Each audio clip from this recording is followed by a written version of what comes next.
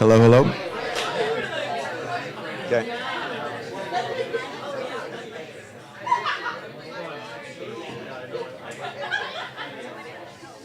Okay. Good.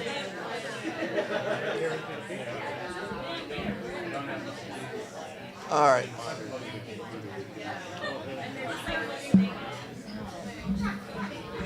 We need to go, guys. We need to go. Just start? All right. Who's doing the slides? I can click them forward. You can click them forward? Yeah. All right. Hey, everybody. Welcome. Everybody, welcome. All right. Thank you for being here. Thank you for being here. I'm Paul Steinman. I'm the Executive Director. Kristen Shear, I'm the Educational Programs Director. Adam Vara, Managing Director. And thanks for being here today. And for those online, we really appreciate it. So we have a lot to cover. There we go. Yeah, am I? You're doing it? Yes? I thought I was. Uh-oh. Technical difficulties at Kickstand. I can't advance the slide. Advance the slide. Well, tonight what we're going to cover is the purpose is to review the past 6 months. Yes, there we go. Hey. Updates, info, and overview from specific departments, and a comment to hear from all of you. Ask specific questions. We got a lot of great questions from online that we definitely want to cover. So we're going to go as quickly as possible with the information and hear from each department. So I want to make sure that everybody knows. Next slide, please. Did everybody know our mission statement? Oh, okay. We flip it? Like a paragraph. It's a huge paragraph. You Let's haven't make sure. memorized it You yet? haven't memorized it like a class song or something? What are we Come doing on. here? There we go. But we want to definitely transform and enrich lives. And if you it's on our website, please take a look at it. And we want to make sure that we continue to honor the mission statement. And this year we've been doing by supporting and providing Laughs for All tickets, free Comedy in the Park events, student cards to see specific shows for free, BIPOC and affinity classes, scholarships, community nights, co-presenting producing models with programming, community events like jams, cage match, and a town hall like this. So it's very important that we honor our mission. So just some very quick updates from me. I just want to make sure that Adam Vara is our new managing director. He's been on since March, so give another round of applause. Naomi couldn't be here tonight, but Naomi Dixon is our new social media manager. She's been on to it. Very good. We have 7 new board members that are here, and later on we're going to ask them all to come up. But please welcome AJ, Alanya, Dylan, Laz, Madison, Trinity, and Zeta. Give them a round of applause. And they're joining our continuing board of Amanda, Iggy, and Matthew Douglas. Big shout out to them. We obviously have a neighbor and a partner, and they are moving their operations next door as we speak. They have their studio up and running. They have 1 studio going right now. They're hoping to have all their studios going by August. And in mid-September, hopefully September 18th or 19th, we're going to have a block party, X-Ray. They're going to close off 10th. They're going to do a block party celebrating in a collaboration with both of us. And then we also have several new teachers and workshops and advanced studies that Kristen's going to talk about once we get to education. So this is the agenda for today. We're definitely going to stay at Kickstand, training center and classes, operations and comedy in the park, social media. The board members are going to talk briefly about all the committees, current programming on auditions that are coming up, fall programming, which will be happening in September, how to get involved in the community, and definitely a lot of questions and suggestions. And like I said, we're going to move forward because a lot of these questions are really important, and we want to talk about it. And we also want to hear from you that's here today. So 6 months ago, when we were in January, this was our list of what we want to improve. Website marketing, building a board, social media, rehearsal spaces, theater venue, communications, right? It's an ongoing list that we always want to improve. And this was something of a goal that we set in January. Well, this is what we accomplished in that time. So we did expand with some dedicated board members. So thank you, all of you, for joining. And that came out of the town hall. We made that request. People came up to us. We talked. We met afterwards. There were a lot of questions, and that was important. And for this organization to sustain, we're going to need a strong board. And a lot of the people that joined are incredibly passionate and dedicated and have a lot of skills and tools that are going to provide leadership for us, and that's super important. We brought on a social media manager, which I think is going to help us regarding Instagram and what we're trying to do with posts.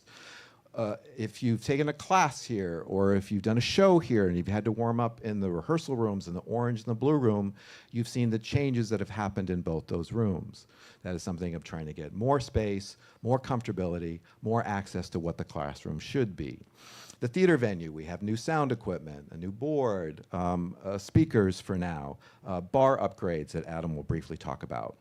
Amanda and AJ have been working diligently, on our grant calendar, and especially this month, the end of June and July.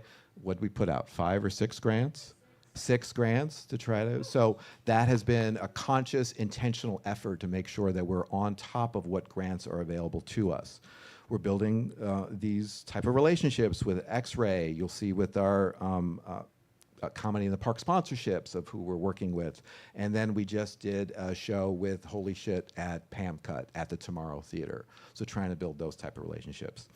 We'll talk about the revenue streams, the increased revenues, and the disbursement.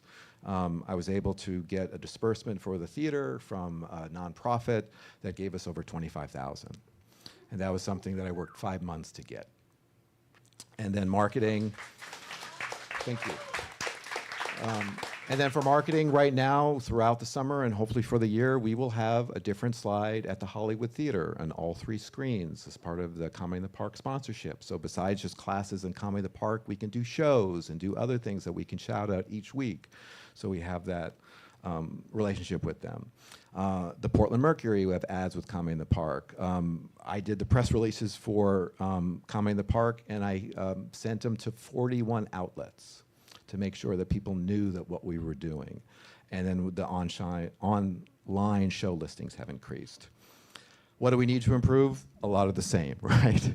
These are the things that we want to improve and get better, because we need to always be better. We need to raise the bar. So we definitely want to work on the website to have critical information, current information on the website, eventual, hopefully a redesign, more effective ways for marketing all shows here at the theater and all classes, continuing with social media, improve the theater cleanliness and look, the facility needs. We always get close with a kitchen renter, and then they always bail at the last minute. So we're hoping with that. Better ways to communicate with all of you. How is the best way to get information out to our community, and trying to find the true way of doing that. Grants, trying to land more grants, but it's more competitive. One grant that we went for, it was an artistic grant. There was 283 organizations that applied for 20 spots. That is what the volatile arts market is right now when it comes to grants, and that's something that we have to always be concerned about. And then obviously with finance, building up donor relations, and with the community, being transparent and setting expectations and hearing from all of you what's working and what's not working. I think that's super important. And some of you I've had discussions with and meetings with or phone calls with, and I just want you to always know that my door and email box is always open. I am here to represent all of you for the theater. That is my job as executive director, and I represent all of you. So if you have questions, concerns, comments, what's going well, what's not going well, please contact me. Okay, next slide. So just very quickly, areas of focus: structure, growth, planning, better ways to implement systems, improving the training center, translating into higher quality. Kristen's going to talk about that. 5-year agenda, capital campaign, revenue streams, fiscal responsibility, costs and monitoring our fiscal budget. We have a fiscal budget every year, which we have to make sure that we stay on point. And obviously, we all know today's economy and performing arts landscape is difficult. So always being in tune with that. And with that, I will pass it on to Kristen. Oh, thanks. Paul Stein, everybody. Nice. So we're going to talk about the training center for a little bit. You can go ahead and click forward from this lovely office slide. This is what we imagine our office looks like. Okay. So yeah, we are looking to expand the program that we offer. We did an update to level 3, and so now level 3's focus is more on game of the scene, pulling premise, and doing your first team montage, your first class show. And now we have added level 4 before you take the Herald. And the idea there is to really drill into scene work, really drill into some more advanced openings, some stagecraft tools. I kind of talk about it as moving from getting all of this technique and moving it into a space where you can explore artistry with that technique a little bit more. And then obviously the Herald will be the culmination of levels 1 through 5. And then for those who are interested in continuing on, we have advanced study, and we're trying to open up a lot of different formats in our advanced study level, which is like a level 6, but really a lot of people take those classes because they're interested in learning new formats like Evente, like Pretty Flower, like Monoscene, like Grand Slam, like created formats that we created here at Kickstand, like Brain Rot and Complex, which have both been amazing. So if you have formats that you would like to learn or ideas for something we can do in advanced study, talk to me. Paul recently also directed a movie class, which was incredible. And that's a format that we'll continue to teach as well. And then I want to, some things that looking ahead for the program, I'd love to do some more skill-focused, like 3-week classes. People get into workshops, they get very excited about material, but maybe just spending 2.5 hours isn't enough. I mean, we want to do like concentrated classes on particular skill sets. And then with the BIPOC program, we have started to do a paid level 4, a paid level 5, and a paid advanced study classes. We need to get more engagement with some of those upper level classes, but we're trying to listen to the community and see what classes they would like to take. So here are some numbers just to give you an idea of like tracking through the year. Starting back last year, we had about 22 classes with 204, like close to 240 students. And at the end of our year last year, we had 33 classes with almost 400 students. Now that includes one-off workshops and free intro workshops in those numbers, right? And then this year, we started the year pretty strong with 32 classes, 410 registrations. You can see some of the numbers there. Our around of our average is, you know, we really need to be running about 24 classes a session or more, and we really need about 280 students moving through our program each session, or at least that's sort of the goal. Right now we're in summer. Summer typically sees a drop-off in engagement because people are doing things around lovely Portland in the summer, and I anticipate a much bigger engagement coming in through the winter. And then the next slide is just some more particular numbers about the BIPOC program. So at the end of the year last year, we ran 2 classes in the BIPOC program in session 5. We had 21 students. And then this year we've run, a total of, you can see it there. 4 classes, 46 students, 5 classes, 50 students in session 2. Session 3 had 4 classes with 45 students. And we recently just did a talk at the Global Improvisational Initiatives Symposium that was at PSU. Naomi, Eric, and Afrida came and talked very eloquently about the BIPOC program. Yeah, you can give that a round of applause. That was really, really awesome. And we're also been using the Broadcasters studio space for some of our advanced study classes and other classes. And just very excited about the training center, and thank you for being part of it, taking classes, teaching classes, and using those skills on stage when you perform. I'm very thankful. Yeah.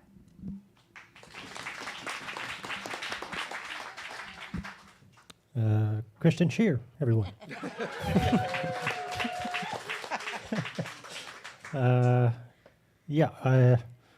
A few months in, but my history with Kickstand's several years old. I helped open the venue whenever Kickstand acquired the space. So this is kind of my second time around touching operations. It's because of that experience, it's pretty easy for me to step back into the role. Didn't need that much time to catch up. Over that gap, 2 years, I was still working closely with Paul to maintain kind of daily cash flow tasks. Anyway, yeah. So upon coming back, here are kind of the projects in motion right now. Improvements to the space. You've noticed new house lights coming down. Most recent project, we were having trouble with the speakers, so I swapped those out. These may be permanent. We're still pricing out what it'll cost to repair the original speakers. The storage space in the back, what we had been calling our office, working on clearing that out so the front space is usable for everyone, and then the darker space towards the back will be the secure area. So we'll reinstall that door. Classrooms, we got that new dry erase board up in the blue room, the sound panels, so there's less noise bleed from the different activated spaces. Trash room, that's kind of where we're going to put all the stuff that's currently in that office space. We're working on installing some shelves in there. I already talked about theater. Cool.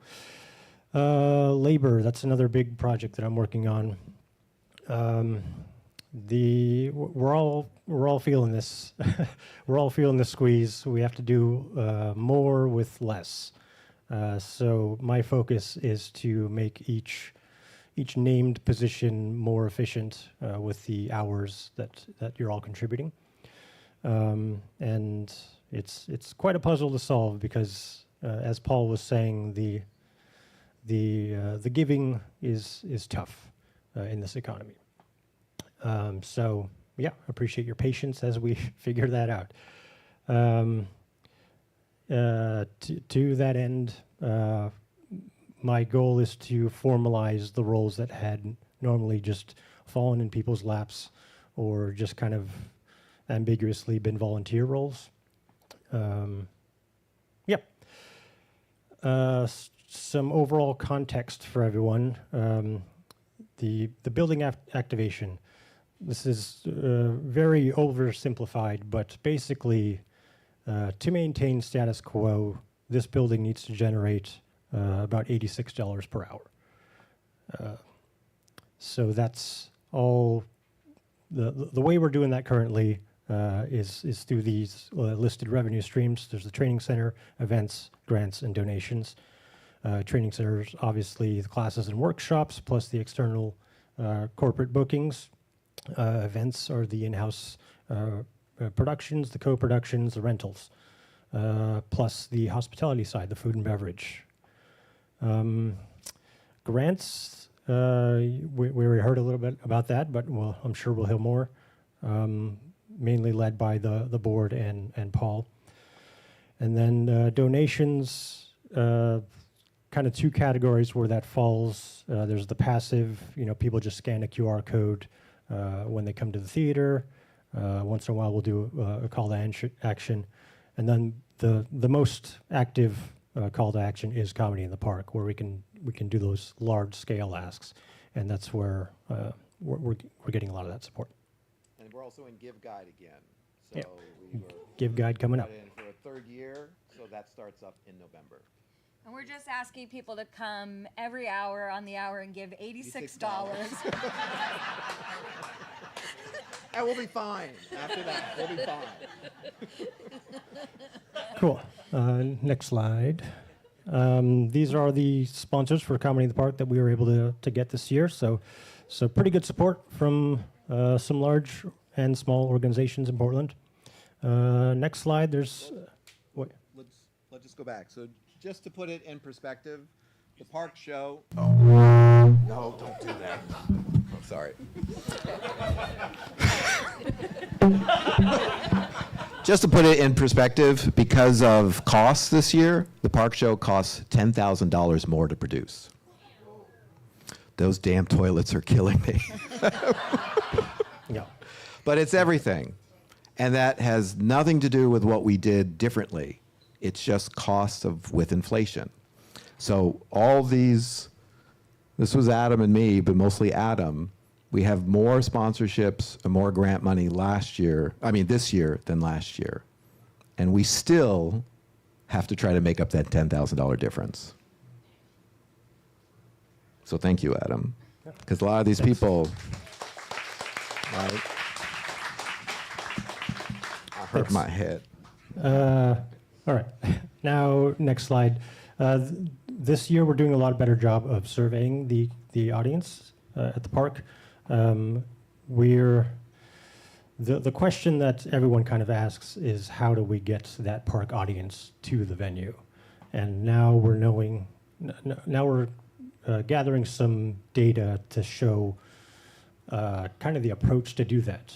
Obviously, most of the people who are at the Comedy in the Park like stand-up.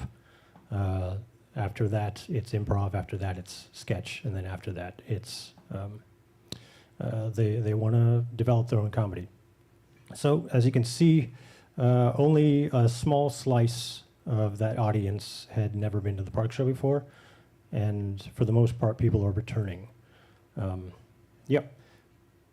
So some answers for you. And I think the data is helpful. I think the data is helpful. We're going to continue to keep doing the surveys, and then we'll be able to turn that into Travel Portland and to let them know, because they want to know where the tourism dollar is going. And one of the questions is, are you going to an establishment before or after the park? Are you, and we're taking pictures of pizza boxes. That shows that audiences are spending their dollars in the neighborhood. That's something to show to Travel Portland, to other organizations of what we're trying to do, that we are generating income in the neighborhood of what we're doing, even though we're putting on a free show, which is super important. Cool. Naomi's not here. Yeah. Naomi is here in spirit. Yeah, just to update, Naomi's already been activating her role as the new social media content creator. So yeah, she's updated the weekly shows and the newsletter. She does daily IAG engagement, and she looks at our social media and replies with some engagement that we've gotten. She's included more emojis than even Dylan. And that's a lot of emojis, yeah. And she's got some exciting projects that she's going to work on. I'm sure Naomi's very open to your questions and your thoughts. And you can reach Naomi at the fancy new marketing email she has, which is marketing@kickstandcomedy.org. So if you have questions, thoughts, ideas, and props for Naomi, please send them her way at that email. Anything you want to add to that, Michael? I just, in the past, there's been a lot of comments about, like, how do I get my show, if you're co-producing a show with us, how come my show isn't getting traction on the social media? A lot of that was because we didn't have someone constantly checking on that. We kind of all were checking on, which isn't a good, order of operations. So Naomi will be working on, in tandem with programming, kind of guides and best practices for our producers of shows, so that there is a more equitable spread of that information, and not just the people who are posting the most necessarily. But that also helps, it's kind of a in tandem thing. So that's just something that we're hoping to improve now that we have Naomi on board. Do we want to bring up our board members really quick, just to introduce themselves and just talk briefly about the committee?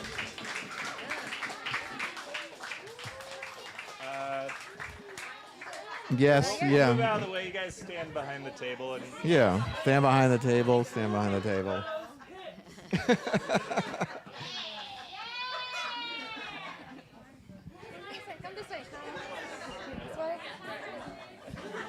Oh,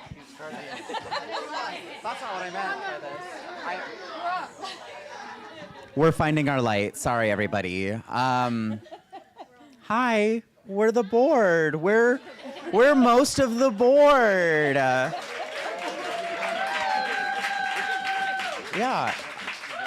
So we're just gonna do some quick introductions with our name and then just sort of like what we're bringing to the board, and then I think we've got some slides for you as well.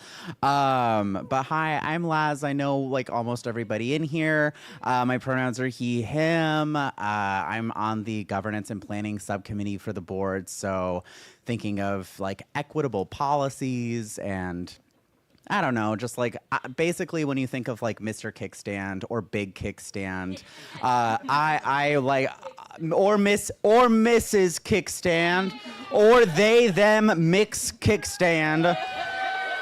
I'm trying to develop policies for them to actually live our mission. Hi, I'm Trinity, and in case you want to try to pronounce my last name, it's Honecker Huang. And I am on the Marketing and Audience Growth Committee, along with Alanya, who is unfortunately not here today. And we're currently focusing on kind of like branding and kind of cinching that up, but also just kind of getting our name out there more. Hello, I'm Madison, or Maddie. I use she, her pronouns. I am on the Finance and Facilities committees. So mostly it's my job to worry about money. So that's good.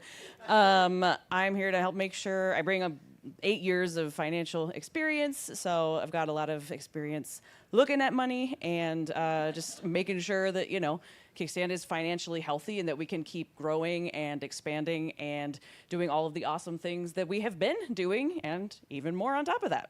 So thank you all. Hi, everybody. I'm Matthew Douglas. I am also I'm also on planning and governance with Laz, and we are working together to make sure that we've got all the things going that help the board work well and that allow us to plan for the future. We work as kind of the glue to help hopefully the other groups work together. Hi, I'm Amanda Keysbury. I'm on the fundraising committee. We've kind of just joined forces with Madison, though, so we got to think of a new name. The money committee. Yeah, the Let's Get Some Money committee. I've almost been on the board for 2 years now, and yeah, just writing grants, trying to get us some money, and I recently adopted AJ as my grant helper, and so I'm really stoked about that. Thanks, AJ. Thank you. I will say Amanda's like an unsung hero of Kickstand. She put hours into applying for grants, and if you guys are familiar with nonprofit grants and government grants, they're awful. And so she is really good about getting them, and we've done multiple grants every month. And so I am just like her assistant. My name is AJ, she, her, and so I support Amanda with the fundraising, but I come with the very specific angle of supporting the BIPOC program. I have come, thank you. Yeah. Yeah, I joined the board specifically to be a patron of the BIPOC program, making sure our interests and our voices are heard at every level, including the board. And so I promise you, I am annoying as hell in this board.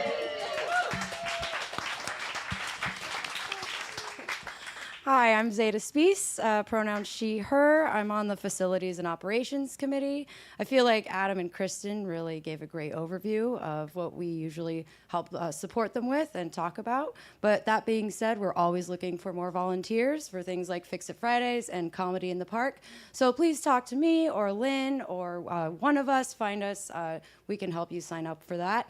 But yeah, other than that, oh, yeah, go ahead. Do you mind? Yeah, You would? Yeah. I think I also want to say we are looking for help. Oh, yeah. Yeah. So if you, I think, Paul, you're going to talk more about how you can get involved, but I think I want to say on behalf of the board, if you are interested in helping, being more involved at Kickstand at that level, come find each of us. Especially if there's a particular area that you're interested in, we're very open, and we really do want to engage with more of the community in these projects.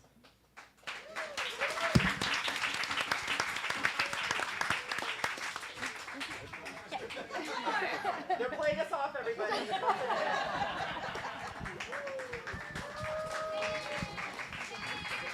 The board.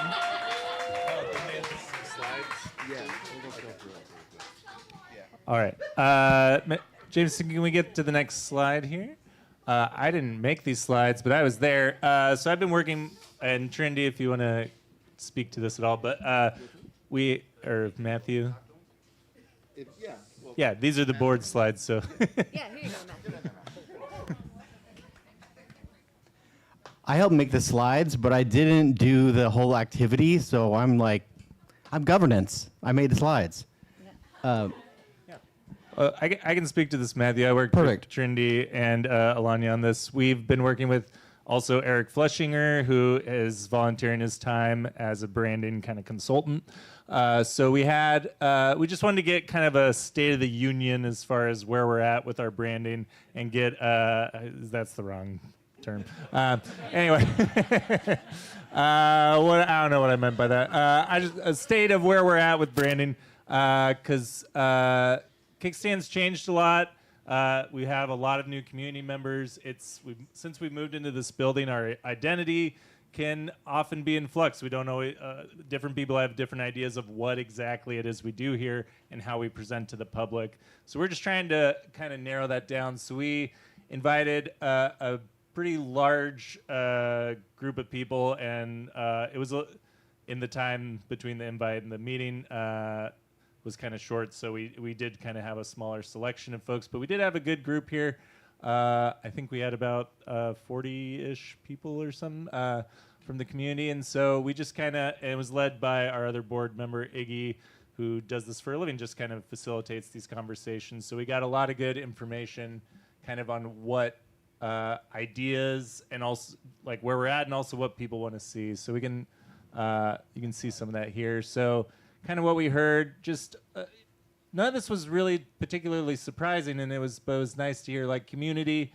You can see it's always about belonging, welcoming. People were really excited about that. The branding, obviously, why we're doing this feels inconsistent. The identity is not clear. We want to highlight our performers, less Halloween. I think that was in reference to the website, which has a lot of kind of orange and the orange room. So for the future, we want to just build a stronger digital presence, better communication, paid staff. This is more like big picture stuff. But yeah, some quotes we love. Pull up a chair, you're one of us now. A big, weird, amorphous, joyous family. This helps me feel like me, wholesome but weird. So, you know, I think just, yeah, everything feels good, what came out of that. So it's just, okay, how do we translate this into messaging to the outside world? How do we, like, pick colors and develop a mascot and make stickers? You know, it's all, we want it to be, like, very clear and top down. Anyway, Paul doesn't know about that yet. But yeah, so, you know, if we'll keep going. Next. Yeah, so here's just kind of the snapshot. And again, if you go to the YouTube link on that this meeting has, you can get also the link to this presentation and revisit this. But warm, inclusive, joyful, scrappy, and yeah, just all these things we just need to be clear with and just kind of build up. Just to give a little context, in the past, social media and branding has kind of been whoever has time at that moment, and it's been a lot of different people, a lot of different ideas. We did animals, we did kind of like digital, like whatever you call that. Looked weird. Anyway, so we want it to be clear and across everything, just the same, but also strong and simple. Lots of goals there. Yeah, so you can see all this here. And go to the next slide. So yeah, looking at the website is the big thing there, just making it clear. There's a lot of information on there. The layout could be better. It could be a little more accessible. Visual consistency and messaging across platforms so that when people find us through Comedy in the Park, it's just, here it is, quick snapshot. We know what this is. So yeah, we want to continue hearing from the community. The board and the marketing committee will be working on that further. And, you know, if you're a designer, if you have web design skills, if you want to donate time that, those are things that the marketing committee are going to be looking for. All right. Anything else, Matthew? Couldn't have said it better myself. Okay. Great. I'm Michael. I didn't introduce myself because I was busy with the computer, but I use he, him pronouns, and I'm the programming manager here. And essentially what that means is kind of a lot of the admin and back end for how we get programming up at Kickstand, whether that's meeting with people who are proposing shows, and Paul and I always do that in tandem, or at least report back to each other on it, and then working with outside artists who want to perform at Kickstand or rent the venue, and also all of our in-house programming. So there's a lot on my plate right now, and we'll be talking more kind of about future plans for a programming committee so that we can spread those responsibilities and get more attention on shows that have not been receiving a lot of dedicated time because we are operating at this scarcity of people in charge of these shows and producing these shows. So, but lots of good news. Since January, our last town hall, we've sold about 8,900 tickets. Lots of performances, and it's a little hard to get the data all in one place, but I was able to figure we did 64 plus performances of co-productions, meaning not in-house programming. That's people bringing their ideas, wanting to do these shows. That's not individual shows, but performances. And of those, over 24 of them sold out. That's 70 plus tickets. Woo! Yeah. And then this is just kind of an agenda of my following slides, so we can go to the next slide. So this is just, I found graphics, I think, for all the shows. This is page 1, so let's give it up for all the people who produce these shows. Yeah. All right. Next page. And all these shows.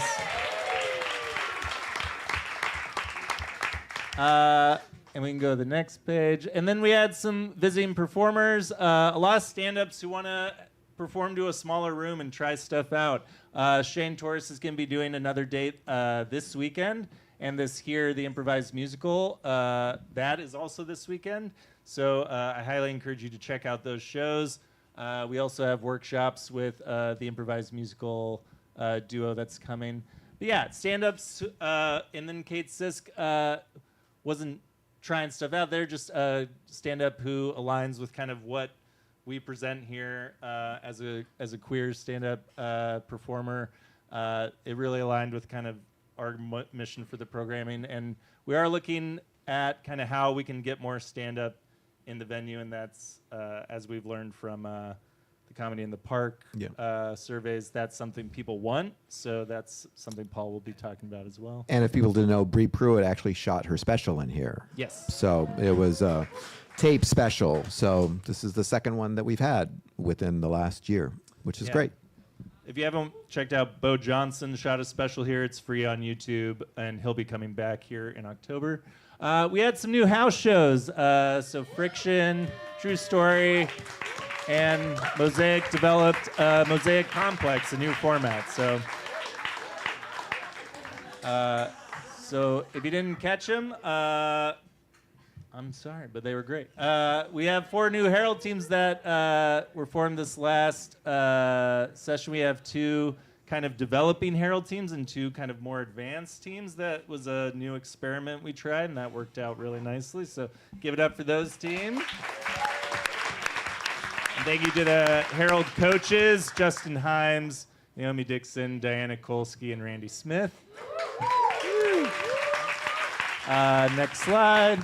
And our Velodrome anchor teams. Woo! Thank you to the teams. The anchor teams book one of the opening acts for Velodrome.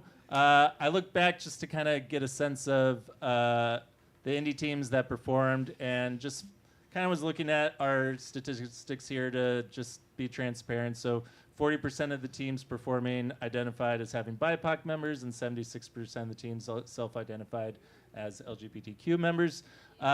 So And I also just want to address real quick, Velodrome has been a little bit of a black box, and that's kind of something that we're looking to improve as far as the process of how do you get a team on Velodrome. And something we're looking at is adjusting the booking process so that it's kind of what we used to do, which is an open call for submissions about every 3 months, because it's really, really hard to track what indie teams are currently practicing and are looking for stage time. So we just need to be better about getting that information out to the community to know when that's coming. So I'm hoping to kind of develop more of a schedule, and we might possibly just have all the booking happen from that rather than having the anchor teams responsible for one, just for transparency and avoiding issues where some teams just happen to get booked a little bit more than others. So that's something we're going to look at. That's not quite decided yet. And then we went back to the big dog's name, our Saturday teams. Woo! Yeah, thank you to those teams. Yeah, they were really great to work with. They have a few more shows, so if you haven't had a chance to catch these teams or the Velodrome teams, those seasons will be wrapping up over the next month.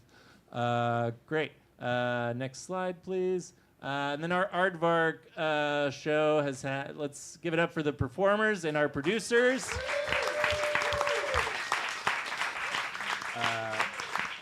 Always a fun show. We're going to be making some adjustments to that show, which we'll be speaking to shortly. And next slide, I think one more.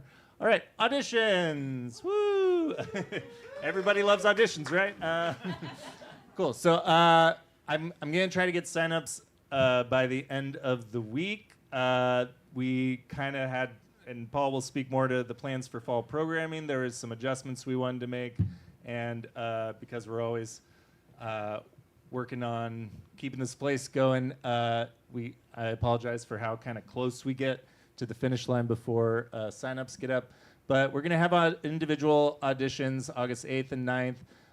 That's going to be for house teams, Aardvark, a new signature show we'll be doing, and Mosaic will be casting from that. We're going to be discussing the process around Mosaic with Eric and the producers there a little more, but that is the idea. And then we're going to have callbacks for the first time for this new signature show and possibly for Mosaic. Again, we're still kind of working out the details, and we'll have that all out by the end of the week.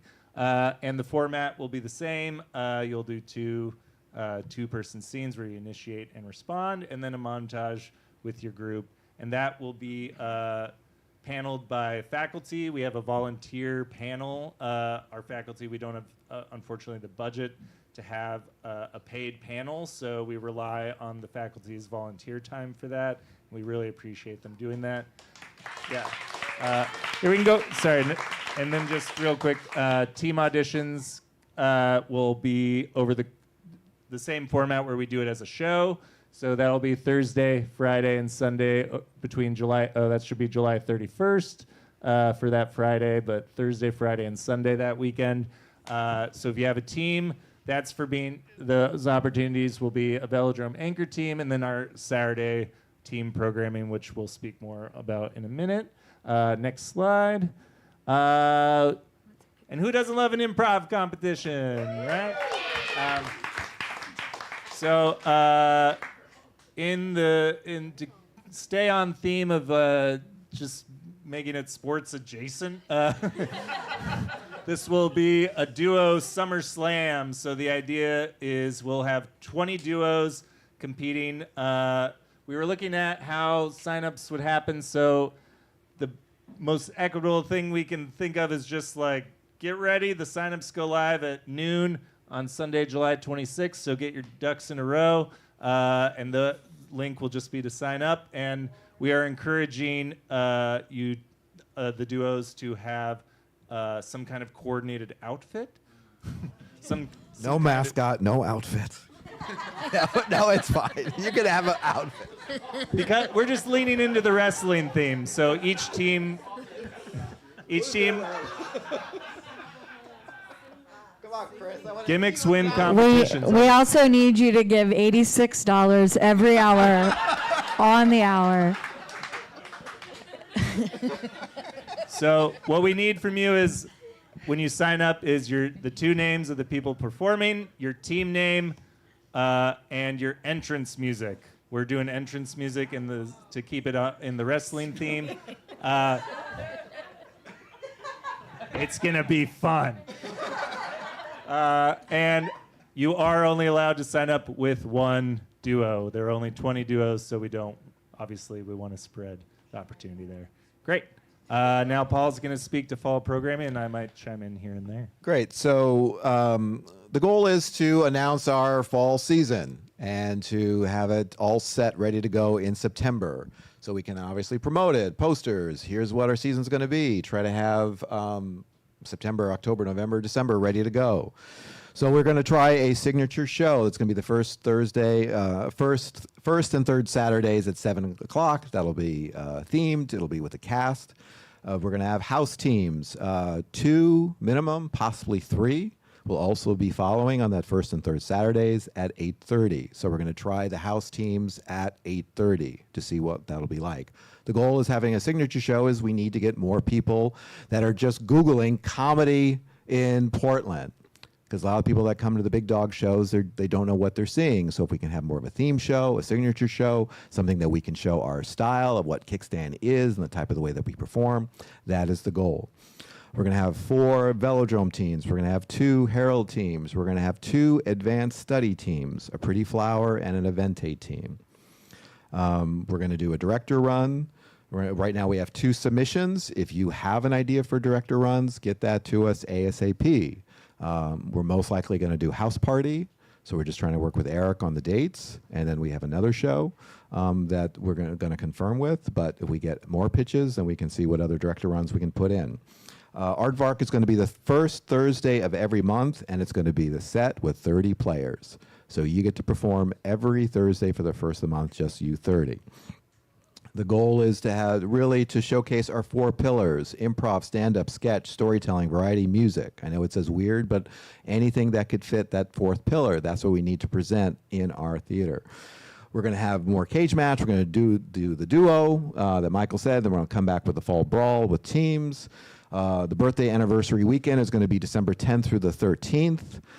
We have Chris Grace and Ross Bryant that are coming the week prior to that. So they're going to perform. I'm also talking with Carla and Craig Kakowski to see if they can come out with Orange Tuxedo and also teach workshops in October.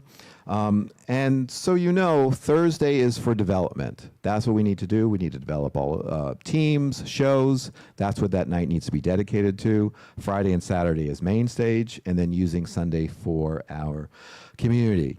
If we can extend, if we can get more rehearsal spaces, then we can be a Wednesday through Sunday performing venue. But right now with space, we're only Thursday through Sunday. And it's always tough to get people to come out on Sunday unless we have interesting shows, cage matches, affordability, fun. That's what we can do for Sundays or rentals.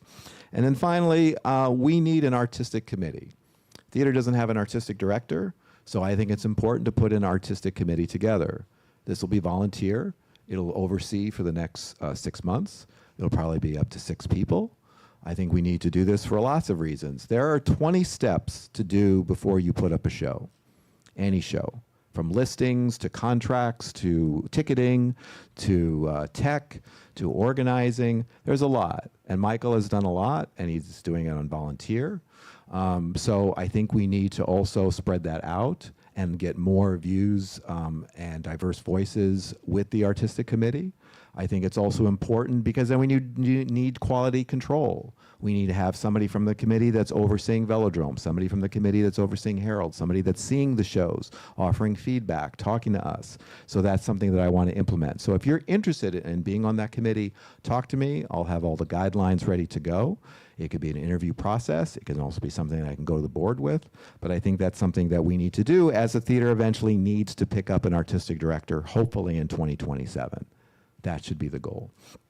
I think let's do some shout outs.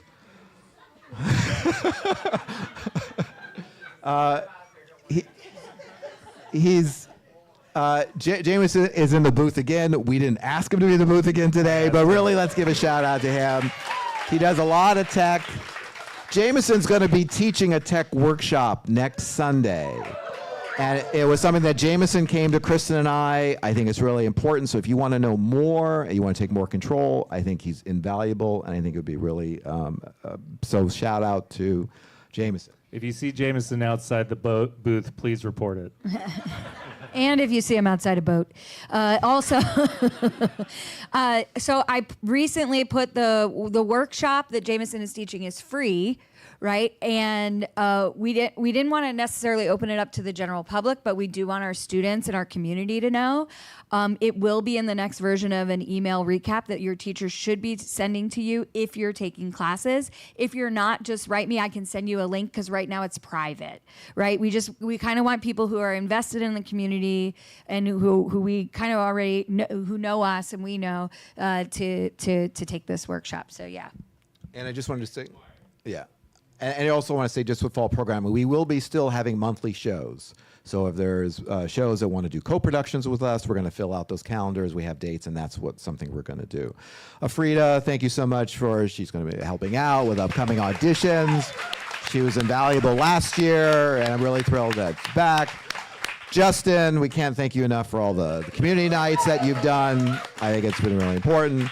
Eric for coordinating Mosaic and rehearsals and overseeing that. Diana with all the graphics help, Justin, Diana, and Randy and Naomi for the coaching Herald, Lynn for coordinating all the volunteers and bar and house staff, Dan Sweet, who's here. Dana is overseeing the kickstand table and all the volunteers that come in the park, so he's been a huge asset for us there.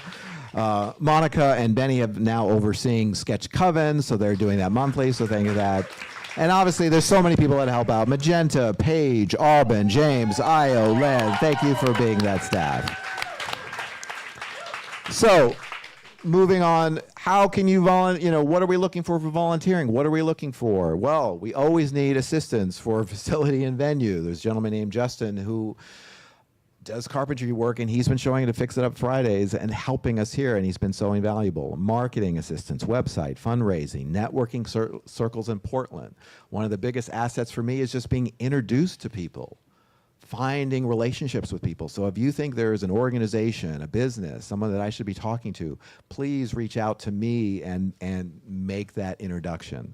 And always an extra pair of hands is always necessary. And like I said, we have Comedy in the Park until September 4th. So even if you're not volunteering, you want to participate in it, we need volunteers. It's always great to have 8 per show. And then Give Guide campaign starts on November 1st. The prep work starts in August, so if there's anybody that wants to assist that with me, last year I did the whole Give Guide kind of overseeing it. I would love to have some assistance with that and figuring out different ways and how we can collaborate with other organizations. So please talk to us here at leadership, talk to the board, or just reach out to me. And finally, as AJ said, do you want to become a board member? Talk to a board member, talk to us. These are some of the needs that we have. It is not a fiduciary, there's no giving required. It's 2 to 5 hours a month, and then we have our monthly board meeting. And you can have a process of how we shape this organization. So please consider. And then what I ask all of you just to consider and to think about, and maybe we're going to get to questions now, which is super important, but what does Kickstand mean for you? What is most important for you? Is it finding community? Is it educating yourself in the craft, the artist craft? Is it raising your performance level? Is it seeing unique perspectives on stage? Is it just having fun? Is it all the above, some of it, none of it, different ideas? I think those are good questions to ask yourself of all the time and dedication and classes that you're taking and being here to think about. And now we have questions. So I think we'll start with some online questions first, and then we can take some questions from the room. Anything we want to get to before we begin? No, I'll just say if you're watching on YouTube, feel free to drop a question in the chat, and we'll try to get to it. But yeah, these are the questions and comments that we got through the forum that was on the invite and our listing on the calendar. And I just want to say there are some invaluable, fantastic questions here, and we can really spend 2 hours on just the questions. And maybe that's something that we need to do. Maybe that's something that we need to look at all these questions and get together and just have, either a happy hour and have a discussion and have a dialogue, because I think it's super important to address it. So we're going to address as many as we can, and we definitely want to address your questions in the room, and we definitely want to address your questions online and have a dialogue. So how does one get involved in Kickstand leadership? Where can one find opportunities in this regard of outside of volunteering? Great question. I think the first step is really, if you'd like to join the board, you can see how the theater works. When I was approached to be ED, I said I'd like to understand a little bit more about the organization. So I started, prior to starting my position in November of 2024, I started as a board member. And I started in July, so I can kind of see how the organization was functioning and how it was working. I do think if you have a resume, please send us your resume of what you're interested in. Right now, we can only afford 3 staff positions. It's myself, Kristen, and Adam. These are our paid staff. Hopefully in the future, we can increase the staff. That is a goal. But this is something to consider, and I think an organization needs to continue to evolve and change, and it shouldn't be stagnant of leadership. So can we have an artistic director in 2027? Can we have an admin person? Can we expand of what we're trying to do, have a development director? That's something that we have to take a look at as an organization overall. All Black Everything Juneteenth performance was amazing. It should happen every month. Yes. Yes. So, for those who don't know, there was a conversation with BIPOC teachers and community. Kristen and I met with a lot of the teachers, and we were talking about trying to figure out how to do a fundraiser. And we slotted initially June 19th to be the fundraiser date. And like anything, it's hard to plan. And they're like, well, I don't think we can get to this. And I go, that's fine. We'll find another day and date to try to organize a fundraiser for the BIPOC program. And Eric said, can we do this? And I said, of course, right? Of course. And it was an amazing night. And we should continue. If you have an idea for a show that you want to pitch, if you think it's important to see something on stage, come to myself, come to Michael, come to any of one in leadership and pitch a show. So I just want everybody to know that you have the voice to do that, right? Yes? I think what that is saying, though, too, is that there should just be more Black, like there should be more all-Black ensemble shows happening. I agree. Great. Yeah. Yeah. We'd love to hear ideas. I think something that often happens is a show's a success and it was kind of a one-off and people are like, we want to see more. There's all the back end of that, of producing, creating the materials, organizing people. So, we just always, if you want to be a part of that, we welcome it and would love that. Because like I said, our house programming is what we outlined before with the Herald Night, with Mosaic, all these things that we're building up, and we're already operating at a pretty high capacity for shows of what we as a staff plus volunteer can do. So that's, the previous question, how can I get involved? Producing shows and just working that end of things is really helpful because there's, like we said, there's so many steps with each show. So it's not that we don't want to do these shows all the time. It's a capacity thing. And so I just want to put that out there as well. And we could try to, yes, and that's why I want an artistic committee to help with that capacity. And also, if you have questions on how to do a show and you're not too sure, I'm more than happy to talk to anyone about guidance or steps or first steps and offer any assistance in that way. So know that. And I'm teaching a producing class that's sold out, and I'm happy to do it again if that's helpful. So just know that. Yeah. And somebody in the YouTube chat just wanted to hear what Amani said, which was they just want to see more Black programming, all Black programming in general. So, and it doesn't have to be on a Juneteenth, right? That's it, right? It shouldn't. It shouldn't, right? It's not. Okay. It should. I think a lot of performers would love a workshop series full of intensive classes, getting real feedback. You have wanted to do intensive for a while. Do you want to just kind of briefly touch upon it? Yeah, I think this person might be asking for like more direct, like side coaching notes, sort of intensive, maybe diagnostic type classes. But in terms of intensives, at Kickstand, something I do think we should think about for our summer programming and our summer sessions is shorter, more intensive sessions that people can engage with in the summer where they're not worried that they're going to miss 1 or 2 classes across a 6-week period, right? But they can kind of get all their improv and their training in across a shorter amount of time without damaging their ability to go to brunch or take a vacation. So I do think it's a potentially a move that we should make for our summer training center experience, and perhaps pairing that with daytime operation of kids summer camp, which is something that I hear a lot about from various members of our community taking classes. So yeah, be on the lookout for that, because that is a potential big initiative push from Kickstand to change what we're doing during the summer in regards to the training center. Yeah. Next slide. Who is responsible for setting the overall vision of the theater? How does the community get a meaningful input into that vision? Great question. Excellent question. Big question. As executive director, I need to oversee these areas: finance, programming, and education. There are people in position to run those categories. Overall, I need to make sure that we're all on point of what we're trying to do. It has been really challenging to come in as somebody that's been relatively an outsider and join an organization that was founded, that had a certain way, that had a certain method, and trying to suggest this is what I think the direction of the theater should go versus, well, this is how we've always done it before. Of course, the community has a say in what we should do for the theater. I'm also looking at a lot of the financial risks that we have to deal with and that we have to solve in order for the theater to stay afloat and the doors open.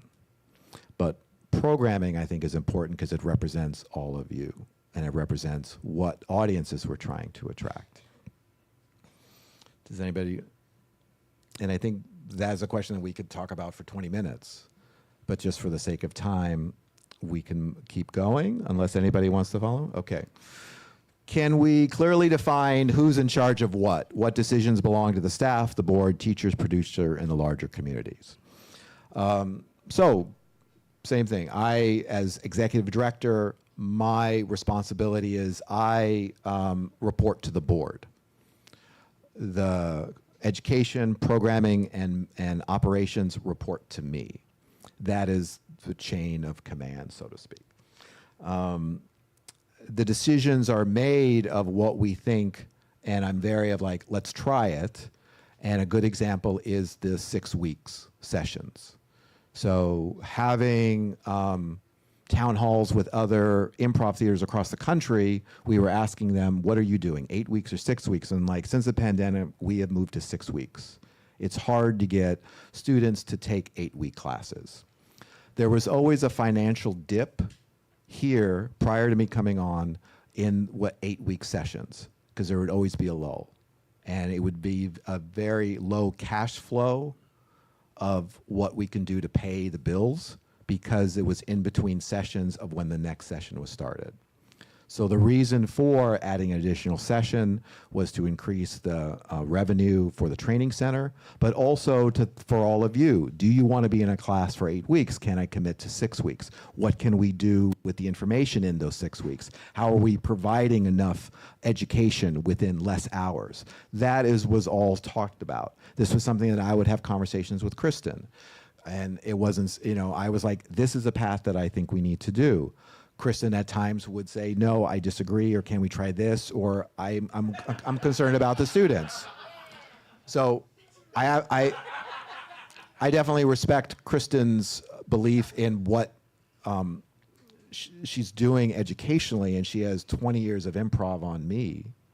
But looking at what I think we need to provide the organization, that was the path that we went on. Yeah, like, Paul and I, we get into it, but... What are you doing? No, a lot of the changes that Paul has encouraged with the training center, I think, have really benefited what we're doing here. And there was a lot of communication from students about the 6 weeks that we took in You're getting it's 6 weeks, 15 hours of training versus 8 weeks, 16 hours. And if you look at warm-ups that you do in classes, you're really gaining time. Honestly, across those 6 weeks. And the additional session is so valuable for the training center and has allowed us to make other changes across what we're doing curriculum-wise.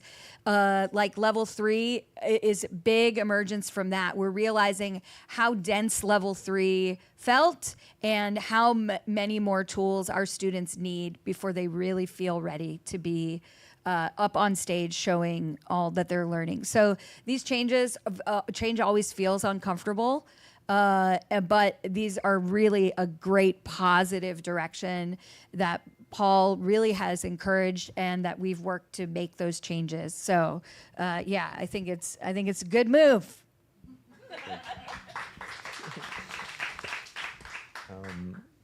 Any other follow-ups on that particular question? Move on. Do things fall through the cracks? Of course. I think that happens a lot because we're trying to cover one another, or we're doing things that, can you be here for this? Or, oh, I forgot to do that. Or, and that's something that we don't have an office here. You know, Adam and I, we went over to Kiln across the street, and we were like, could we get an office here?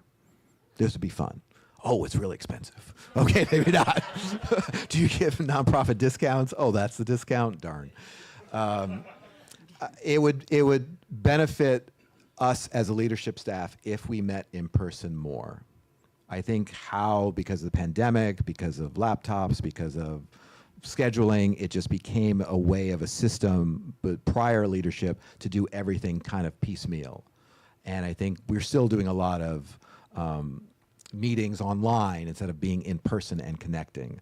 So I think Adam and I are here more in person. Kristen is definitely here in person. She's here for classes. So we try to connect one-on-one to make those things not happen like through the cracks. And Michael always makes himself available. How are programming decisions made? What criteria are being used? How do people receive feedback when an idea isn't selected? Once again, great question. You want to start, Michael, and then I'll finish up? Sure. Programming decisions are made kind of case by case. We've tried to make this, you always try to like make the system clear. We have a form on our website to submit your pitches, or you can always email the booking email, and that goes to Paul and myself. And Paul and I generally, we meet every week and we talk about what's being pitched, kind of what we're being approached with. And yeah, we factor a lot of different things because shows are very dynamic. There's a lot of different things to consider. And, unfortunately, a big consideration is, will this show sell? Will people come see it? We offer a very favorable model, which is no money down, co-production. You get a cut of ticketing revenue. That's a good deal. A lot of theaters have you put money up front. We are taking on a big risk every time we do that. If a show doesn't sell, we are losing money and operating, at a loss, and we can't really afford to do that. So that's something we have to take really seriously and look at case by case. So as far as what shows are monthly, what shows are every once in a while, we want our producers to also carefully consider that as well and know that, it's an opportunity. And we always meet with every producer to talk about, our theater, if they're from outside or just, or if they're from within the community. We just tell them straight up what we need to feel safe in taking that risk. And sometimes, a show needs a little time to develop an audience, and sometimes it's a monthly and they go 2 months, and that third month we see a big dip. So it's like we just don't know what's gonna hit and what's gonna sustain. So it's a really tough moving target, and we always try to prioritize per our mission, towards equity, those voices. So we give a lot of opportunities and take on a little higher risk with some of those shows, and often it works out great. And there are comedians, like touring comics, that apply or want to be considered here. And because of maybe their style of comedy or what they're doing, we don't feel it fits our community, what we're presenting, we say no. That is a choice that we're making artistically or creatively. Realistically, there's 6 slots per week, right? Thursday, Friday, Saturday, 7 and 8:30. We do 10 o'clock slots. If we can do more or figure out a different way, we can add more. So we're doing 24 shows, and then we have a lot of house shows. My background was for development, and I firmly believe that the more opportunities you can give to a performer, they can get better, especially in comedy.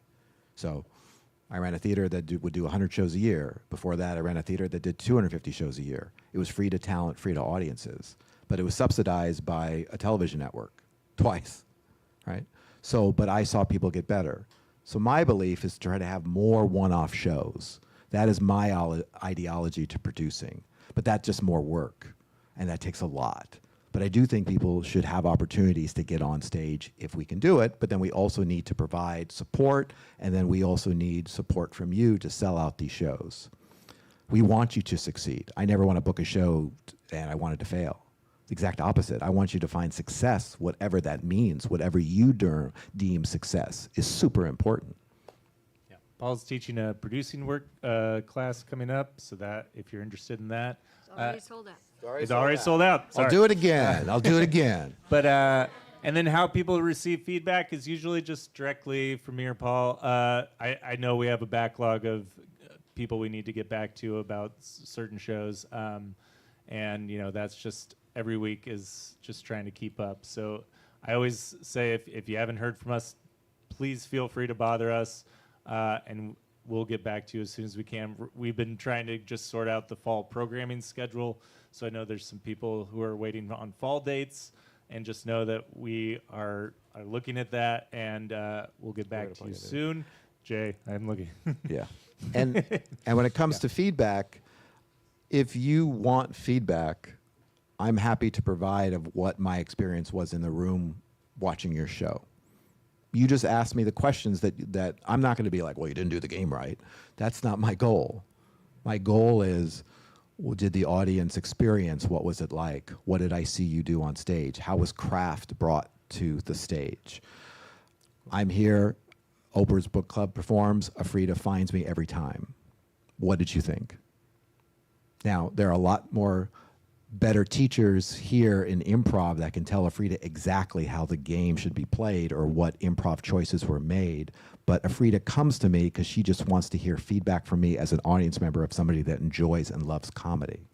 And then we have a discussion and a dialogue. And Afrida listens and asks questions to me, and I ask questions to her. And that's what feedback should be, right? Yes.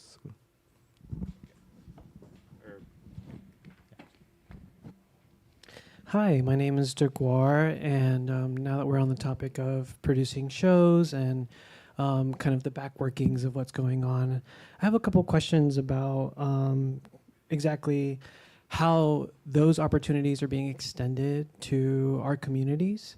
I will admit I come from a little bit of a experience of mistrust with Kickstand right now, because I feel like I'm on Brown Sugar, one of your velodrome teams, and I feel like what we were asking and what we were wanting to see on stage, having the responsibility of being a BIPOC team on stage, wasn't being read or received or translated. And I think that because of that, I'm now questioning, where does Kickstand stand moving forward with programming, with providing their opportunities to call out and bring in more Black teams, how we were mentioning earlier, more affinity teams, more women teams, more people of color teams, more queer teams, more voices that are being underrepresented in comedy. And I think one of the things that y'all haven't mentioned that is beautiful about Kickstand is the community nights.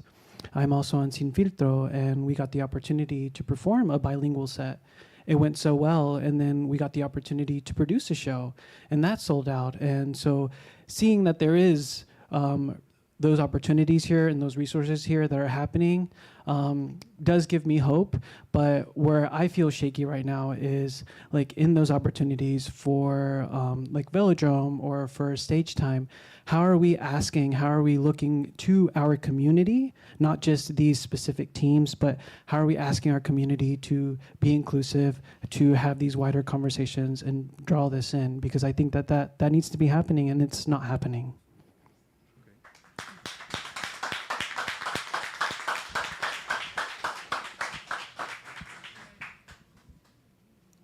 Thank you for your comment. We've had discussions, personally, you and I, regarding Sinfiltro. After the show, I had a postmortem regarding the show and what feedback and how you felt about it.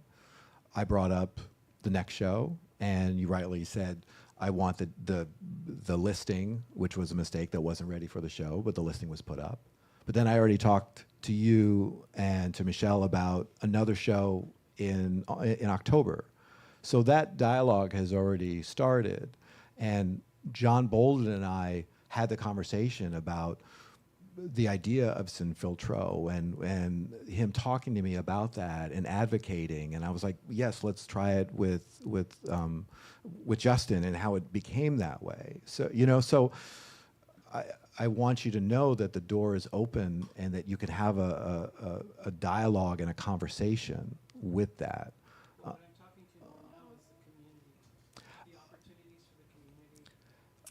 So if we're going to dedicate a night for programming, then what do we do if we have it on Sunday nights versus Friday nights? If it's for pay or what, I guess that's, yeah.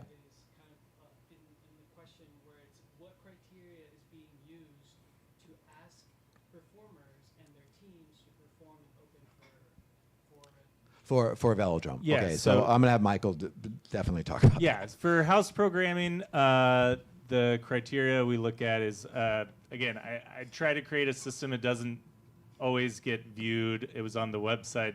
Our website is difficult. So you're right that the outreach to the community has not been strong for Velodrome specifically, and that's I really do want to improve, and kind of fell further down the list of priorities as far as programming. So you're absolutely right. As far as how we engage the community for programming as a whole, we are, like I said, we always are open to pitches and all that. I know not everyone is ready to produce their own show.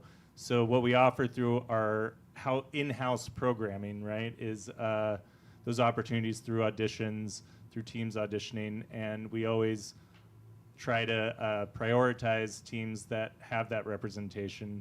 And that's something we are actively considering in the audition process as we make decisions. As far as shows that are co-productions, we always, or not always, I can't say always, but we try to provide guidelines or like just reaffirm to people producing those shows like, hey, this is our mission. If as you're casting people, take this into consideration. And I feel like for the most part, our co-productions do try to find, people from all sorts of communities to participate in those shows. I know that it can often feel like we're seeing a lot of the same people over and over again, and that's something we're always kind of fighting with a comedy community where, certain talent, there is a social aspect, and you can only control so much of how people cast things. And with the co-productions, we can't be in there, overseeing every single show, checking in on that.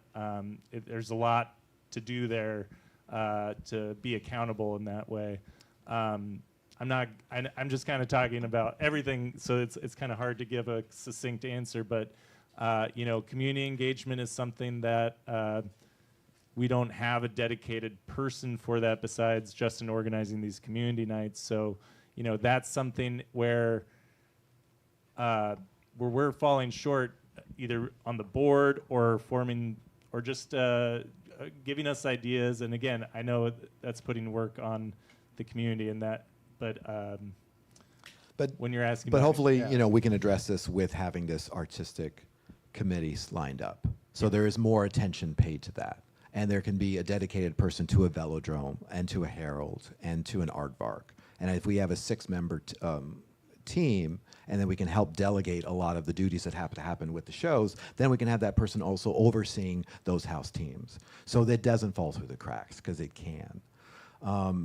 You know, at the symposium on Friday, Eric spoke and he said, with the All Black Everything show, 2 years ago, that show couldn't have happened. There wasn't enough performers, there wasn't opportunities, and I was really disheartened, but also excited to hear that there has been change within the Kickstand community, more performers, hopefully more opportunities, and that has to continue. And you can have mistrust, and I'm not here to defend myself, but I'm here also to say that I want to listen, I want to be better, and I want to see how we can raise the level for all shows here, all creativity on this stage, because we're also presenting to the public and we're charging money, and we should put on the best quality entertainment that we can do, hands down, for all shows. But thank you for expressing that. Yes. I don't think I need a mic. Okay. Okay. Okay. Thank you. Yeah, the people online can't hear is the only thing. My bad. I was like, I'm just gonna shout. So yeah, the question I had, first, my name is Divisha. I am a year in with improv with Kickstand, really appreciate that. And one thing I wanted to know is, in addition to the workshops, what other opportunities are available to just improve production? Because I'm hearing that there's a lot of gaps that need to be filled and not wanting to put a lien on the community. But are there opportunities for shadowing? Is there opportunities to plug into what's already existing so we can learn how to produce our own shows as well? And will you be offering another workshop since it's sold out, and I will be following up? Yeah. Well, isn't she in? Yes. First of all, I am going to get you in that workshop because, yes. And yes. No, well, Divisha's been emailing. Yes, I have the email. Yeah. Can you have 13 in your class? And I said, yes, have 13. Yeah. Let's do it. So yes, we should have more producing classes. I'm happy to enlist Paul and whoever else feels like they have something to contribute in terms of producing your own show. And the workshop ideation space is like, I want to hear what things are you like excited to learn about, and then I want to line up people that we have confidence in it to teach it. And that's something I need to do better, is like hear more from our students, what they want to learn. Sometimes students come in just investigating improv and they don't even know what they don't know yet necessarily. But at this point, with your investigation, you probably do have an idea of what would be helpful. So I'd love to hear from our performers and our advanced studies students. And there's more of that to come. We should be supporting the work in other ways other than just how do you do improv. So now how do you put up a show? Yeah, something, and just from the programming side, like we've talked about putting together a producer's toolkit that we can distribute, and it's just a project that keeps going on the back burner for me. Because there's a lot to do. But I think, one of the, just some advice, or if you ever need connection with people who are producing shows, you're like, hey, I just saw that show is incredible. Who's even behind that, and you want to connect with them. Always happy to facilitate that as well. But yeah, it's something we've discussed, and it's, outside of this workshop, it's a little hard to know like where to put our energy as far as like providing those resources, but it's something we'll definitely keep looking at and try to figure out. I just want to do a couple more questions from online. I definitely want to open it up. I want to be, it's 8 o'clock, so respectful of everybody's time, but I'm happy to continue talking. So this is an important question. Can you give an honest overview of Kickstand's current financial health? What does it cost each month or year to operate the theater? Where does most of the theater's revenue currently come from? And then following up, another question was, what's the biggest financial risk Kickstand is facing right now? Are we operating in survival mode, stability mode, or growth mode? So I'll take the second question first, and Adam, if there's anything you want to add in to this as well. So when I started November 24, I did kind of like a soft opening of October of 24. I wasn't officially on the payroll, but they said, we want you to kind of come on. And Dylan called me and said, we owe $9,000 for porta potties. And then a week later, the sewer broke and the bill was $16,000. So they go, here's $25,000 that you have to pay for, Paul. And we weren't going to make payroll. That was the reality that I was coming into the theater when I started 2 years ago. Right now, I could say that we're not in survival mode, but I think we're in stability mode.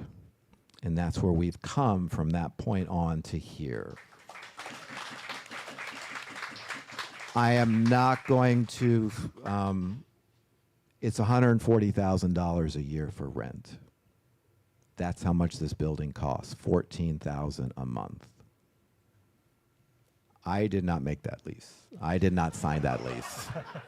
I wouldn't have signed that lease. That's honest. That's how I feel. But that's something that we have to assess and deal with. And Adam and I have a lot of conversations, and I stay up at night thinking about this, on how we keep the doors open. That's a concern. Because grant money, which Kickstand really relied on early on in its development, and grant money to get into this space is no longer there. That funding has dried up and it's more competitive. So we're looking for more private donation and private dollars in order to assist. What we're looking at as revenue streams is the training center. Right now, that's what we're looking at for the biggest revenue. And then second would be shows, and third would be hospitality. That is our revenue stream. Then we're also looking at grants and private donations. So when I was able to get a disbursement from a nonprofit that closed, and they took their money that they couldn't keep, and they wrote a check for $25,000 plus, that was a huge deal, and that was a lot of work on my behalf to make sure that happened, in order to help, because we needed that. That was almost like getting a grant money. Yep. Plus, yeah, I mean, debt. Also, you had debt to deal with. Yes, so when I also came in, there was debt. So there is debt from the original renovation on this building. Yeah. That I was also introduced to. Going, you still owe money from the renovation. Yeah, over the past, I guess, 2 years when I was a contractor plus, we made a lot of progress on that debt. There's about $22,000 left. So by the end of next year, we should be done with it, unless we increase those payments. So that's one of the pieces that we're balancing. Part of this question is where's the financial risk, and I'd say it's that plus the urgency of trying to build a new full-time position here at Kickstand to lighten the load on the three of us and pay some people who have been like Michael just because they love Kickstand putting in all this work. For the organization. There was part of that question. Well, what's the monthly expense to keep Kickstand going? And it's about $64,000 per month that Kickstand needs to generate. If So you that's break that down, it's $86 $6 an hour. Yep. And with exactly. with a producing model, you say, what's my ticket revenue if I sell 100 capacity, right? If I sell at 100%. Then you go to the next one, you go 75%. Then you go to the next one to 50%. So the first thing as a producer, you figure out how many seats can I sell? We're also limited on how many seats are in this room. We have 75. That's it. So it would be great. Don't do standing room. And we can't. We can't. We're not allowed to. So we're also limited on the amount of seats. We had a Strala show, we turned people away last night. Isn't that great? We turned people away. We gave them coupons. Sorry, here, come back, please. But if we had a 100-seat theater, we could have fit 100 people in probably last night. That's a wonderful problem to have. Right? Yep. We're going to do one more online question, and then let's open it up to the group. So what does growth actually mean? What does growth actually mean? More shows, more students, more staff, better pay, another space, something else? What currently prevents Kickstand from growing? Great question. Anybody want to throw an answer out? Debt, money, resources, space. We're limited on space. We can only have so many classes. We need to rent additional class spaces in order to have different classes. We also have the size of the rooms. It would be great to have a class of 16 students if 16 students want to sign up for it. Some classes we have wait lists, and we can't because there's not enough room to put 16 people in the blue room. So that is a sign of growth. I think artistically, creatively, what are we presenting on stage? What perspectives? What point of view? What diverse voices? How is our comedy landing? What are we saying? I think that's a way that we could potentially grow. You disagree with me. What are we saying? What are we saying? But in these times, can't we use comedy to really say what we feel? Yeah. Right? Right? Kind of push the envelope a little bit. It would be great to have more shows, more students, more staffs, better pay. None of us have health insurance through the organization. Right? We're all not making a livable wage, the three of us. So that's something that we all have to really look in the mirror and decide. So that would be growth in order to obviously sustain the staff that's working here, to give more opportunities, more performance opportunities. That's an opportunity for growth, I think. We're also here because we want to be here. I just want you to know that. I want to be here, right? It's important for me to be here. It's hard, it's challenging. I'm not going to lie. It's really hard sometimes, right? Yes. I have two questions that they're likely income leverage. One question is, what is the corporate workshop program? And this other question is, have you considered already doing a digital membership ticket to the content of the shows so that folks who were busy that day could pay monthly and have access, and that it could extend our learning so that we can see the amazing things that are happening in the room? I know that that is a theoretically tech-heavy question, and I'm wondering if that's a possibility as leveraging beyond these seats and beyond real time. Those are my two questions.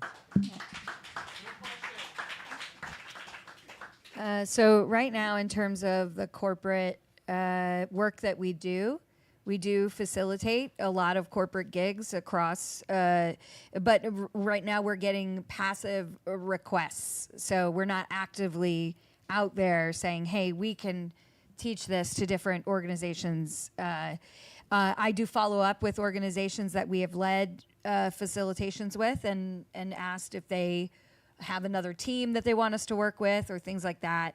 The growth in it has been pretty good since we actually had someone receiving those requests and not necessarily letting them fade away.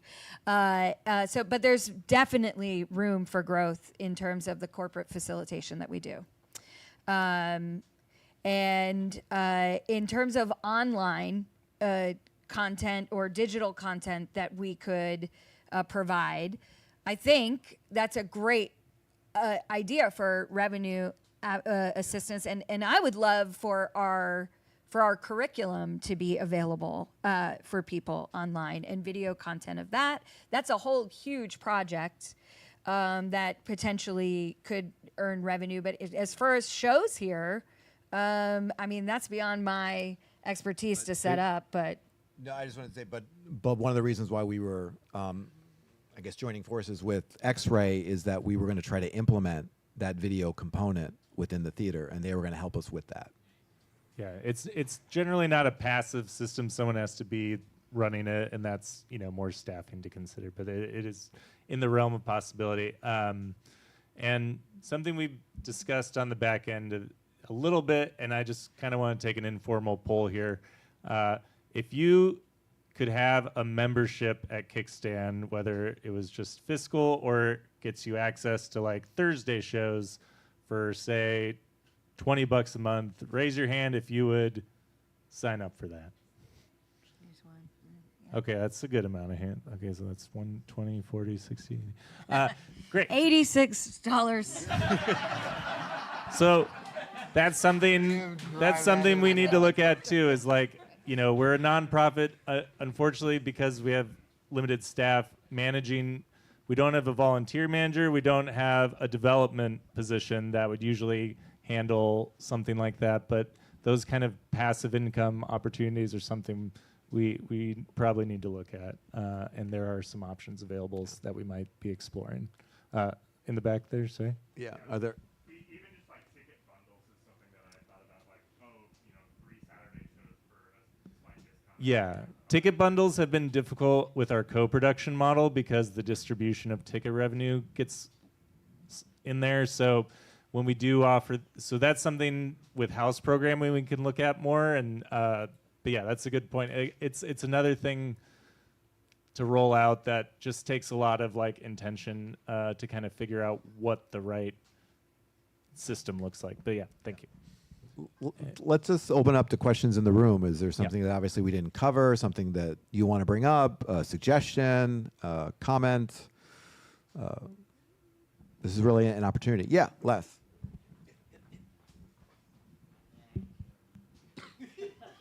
Hi.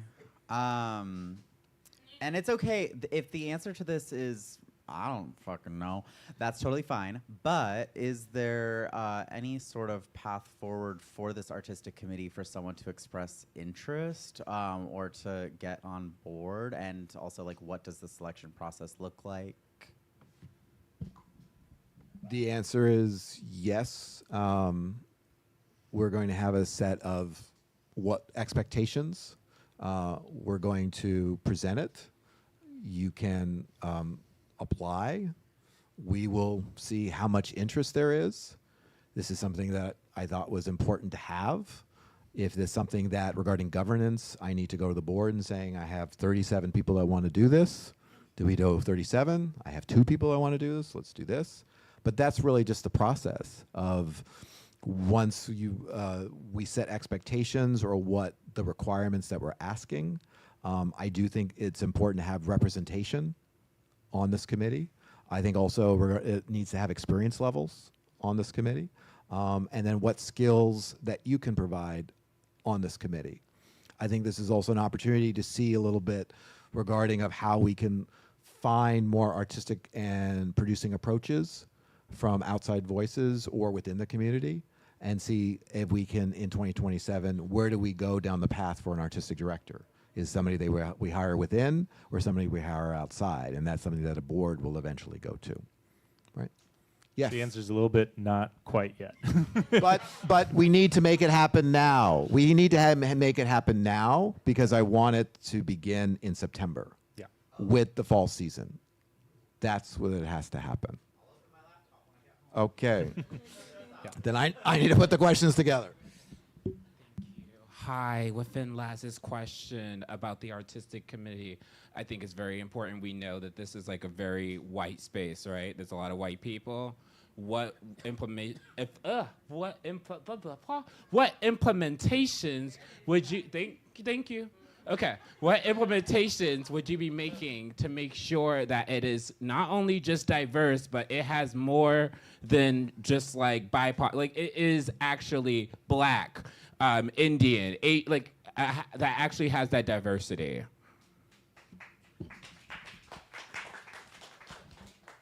Well, I think first we have to look at who applies, and then go from there. And I say that Yeah. because it's important that when you have things like artistic committees, you want to have a board that you have not only just one or two, because that can isolate the other motherfuckers that are in it, basically. Understood. My role as executive director is not to be artistic director, and those are duties that I've had to take on, including my job, because there's not a role that's really being served as that. I'm looking as this, and it might not be successful or it might not work, and there's going to be mistakes early on, but we have to try and we have to begin. And I want to take that effort and make that effort. And I might make mistakes, and there might be mistakes, and I'm willing to own up on that and say that if there are. But I think we have to figure out a way to begin to have some type of artistic leadership or artistic input or artistic control, quality control over the shows. So that's what I am suggesting with the idea. But I hear you, Imani. I do. Thank you. And Paul, I think to Imani's point, I think what's really being asked here is, where is Kickstand's commitment to these communities? And if you only have 2 people apply for the artistic position, is Kickstand talking to our BIPOC teachers, talking to our queer teachers, reaching out to them if they know anyone in the stand-up community, in the community performing on our stages, to hopefully reach out and get these people to be active? I think what we're asking is Kickstand committed to finding us, to helping us reach out and reach and be there? Because what I've expressed before is, before I came to Kickstand, before I came to comedy, this wasn't something that was ingrained in me. This wasn't my culture. This isn't something I am fully versed in. And so sometimes it does take a little more effort for Kickstand to reach our communities. What we're asking is, what is the commitment? Thank you.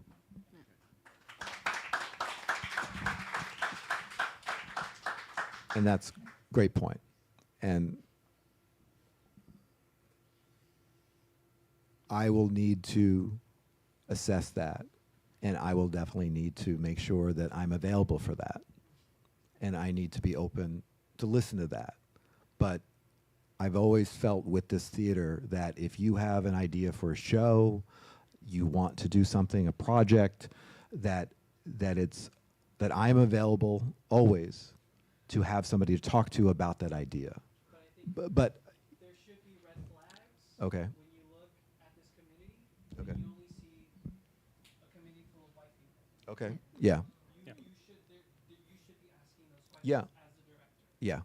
And And that that's where my question is, what is your commitment to picking up on that and saying, hey, we need to make sure this is done? obviously, yes. And as my role as executive director, I need to be aware of that. And before AJ joined the board, AJ and I met for coffee because AJ wanted to know those exact questions. She goes, there's a reason why I'm joining this board, and it's because of this. Is that going to be appropriate? This is something I want to advocate for. This is something that is important to me. Do you see that? Do you understand that? And I said, yes, I do. And it's important. And that was the dialogue that AJ and I had. And that was the dialogue that AJ wanted to educate me and make sure that I was aware of. And that was something that I listened to AJ and I was like, yes. So that was important. Yeah, I want to say from where I stand, and I'm not the only BIPOC member in the board, and I do encourage the BIPOC community to think about what that would mean, right? I do think we could use more representations. I'm really proud of the community for showing up tonight. And to answer your earlier question, I think that's what it is, showing up, right? To be involved, right? This is a perfect example. We have such a strong, I mean, the YouTube folks can't see, but there's a strong representation of the BIPOC program here, and your voices are being heard. And I will speak on behalf of Paul. I'm so annoying to him, but he does take everything. And I will say, there may only be 1, 2, 3 BIPOC representation of the board, but we're not quiet. I'm not quiet. Don't undermine what I'm doing at the board level. I'm making sure that it is at every conversation, that it is the topic. I'm ingrained, I am a robot, and I would love more support. And I think another thing that I can speak as a witness is that Paul is also speaking to not just me, but he's speaking to the different levels of BIPOC instructors. And when he says his door is open, he really does mean it. He was like, I had an office hour, no one came. Yeah. And so I encourage everyone. Yeah. I offer that and nobody came. Yeah. So I do encourage everyone. He will listen, right? And he does care and he's committed. And I will say for this also very specific question about the artistic committee, ironically, this came up at the board meeting last month. We were actually going to suggest that programming be done by a committee. And at this board meeting, we discussed that it is our job to make sure that the mission of Kickstand is implemented in this committee, right? And so I can tell you from the board level, we are committed. We are involved in this. We're going to follow up with Paul, and I'm going to be involved, right? And not just me, right? Laz and Trinity's also here, guys. Right? Yeah. So, please don't undermine the work that we're doing. We're giving more than 5-6 hours a month on this. This is 5-6 hours a week that we're donating our time to making sure our voices are being heard. And honestly, I'm saying this because I really want to acknowledge your questions, right? And I want to give you an answer from the board level, right? That's why I joined. And again, I really encourage you, I will stick around. If you guys want to hear what I'm seeing and what I'm doing, I try to start a BIPOC subcommittee, kind of fizzled out. If that is something of interest to you, I'm down to start it again, right? And so I hope this is some assurance that your concerns are not only yours or, the few people that spoke up. And I think the best thing that we can do as a community is to be a community, right? To support one another, to support each other's shows, to join the chats, the group chats, to also develop relationships within Kickstand as well. I think that's, for me personally, as a BIPOC person, most of the opportunities I've gone in to perform is because I developed relationships with my teachers and outside of the BIPOC program as well, right? And so I would encourage my BIPOC community and anyone else, really, if you are how can I get more visibility? How can I get more involvement? Invest in relationships, right? Look for the people who speak up and talk, right? And then, yeah, what I'm saying, right? Go and talk to them, have these conversations. People love to talk about improv, right? It is a conversation that people want to have, and so I yield my time.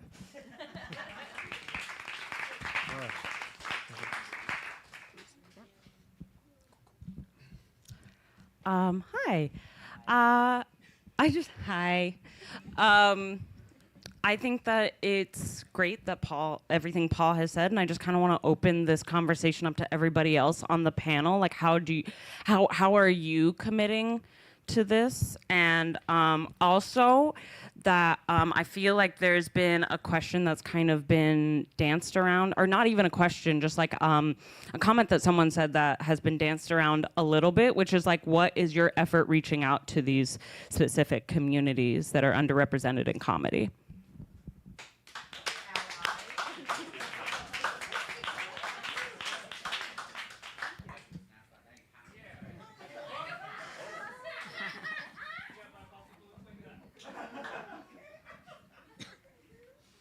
At the training center level, I think some of the big obstacles have been the cost of running accessible classes and the desire for the community to take more classes all the way through the level, and that definitely is something that I'm really open to having more conversation about.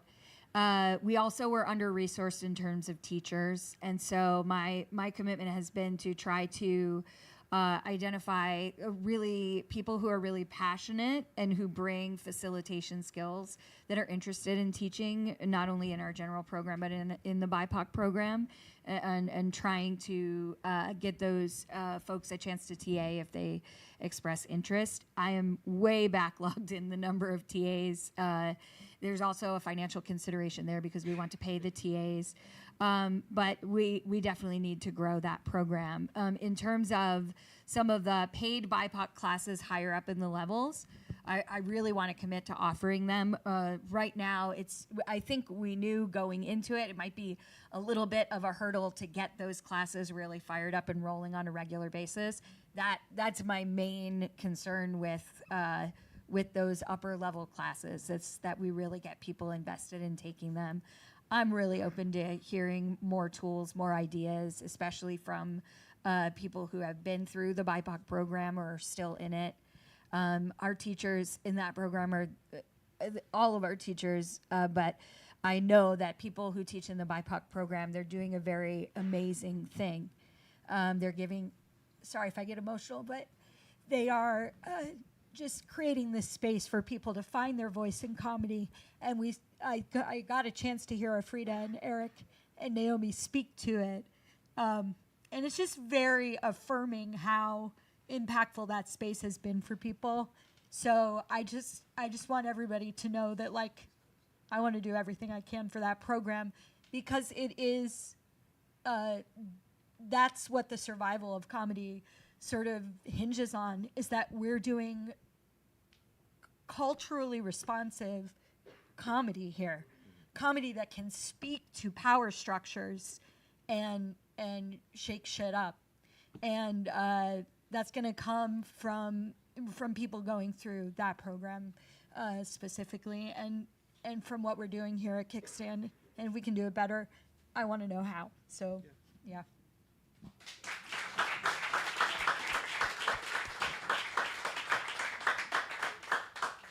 And just from the programming side, it's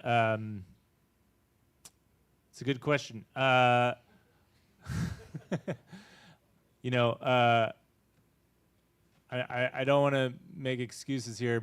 As a volunteer position, it's a little hard to know where the buck stops with my responsibilities, and I really am looking forward to having a programming committee that is more than just two white guys, you know, like representing the programming here at Kickstand. I really do want to commit to, you know, more shows by more producers that represent more communities, and outreach, is a missing piece to that, and something we need to address.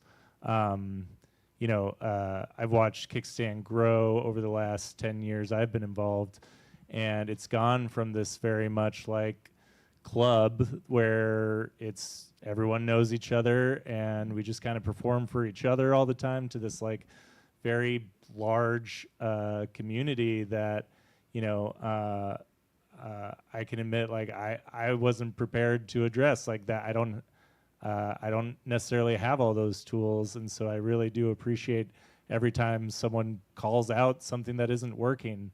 It can be really hard to reckon with sometimes when you're putting a lot of work into something and there's still more to do. But you know, I never want to be a gatekeeper. I really do want people to experience this place and have fun and have stage time, and we're just always operating with scarcity of all those things and resources. And so, you know, looking ahead, you know, every time we do auditions, and I've already spoken to this, but we really do consider making sure that like the people putting in the work and representing their communities do get that very finite amount of stage time.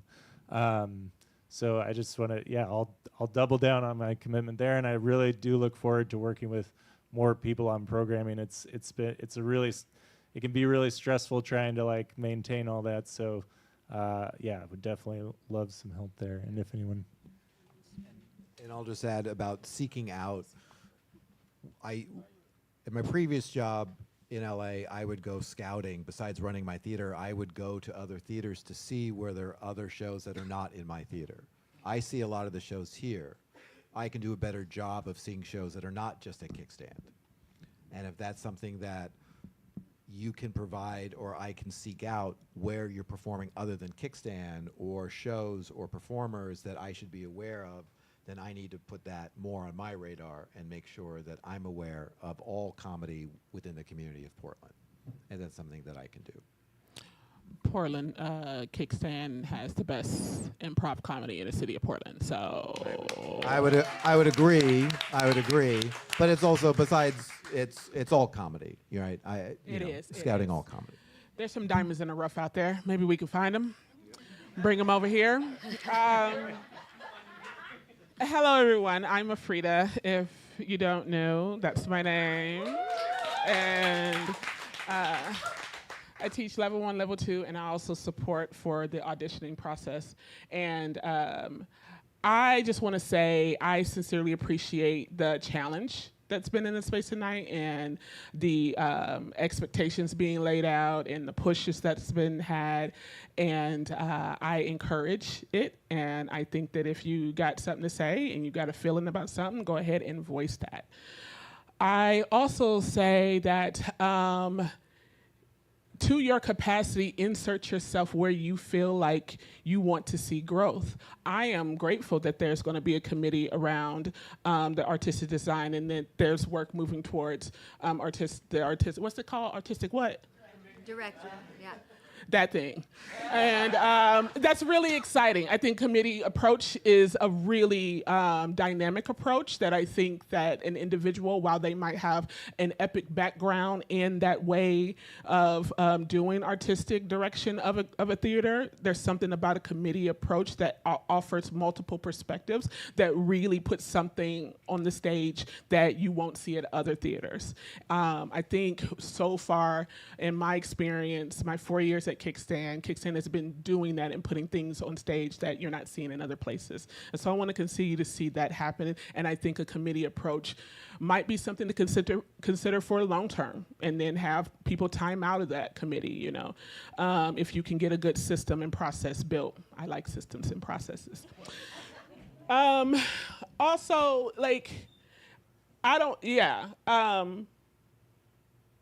I came to Kickstand and I was like, I'm not doing nothing. I'm not doing no equity, nothing. I'm not having no one-on-one conversations with people about racism. I'm not doing any of that work, because I came to Kickstand because I wanted to laugh and I wanted to learn comedy. That's all I wanted to do.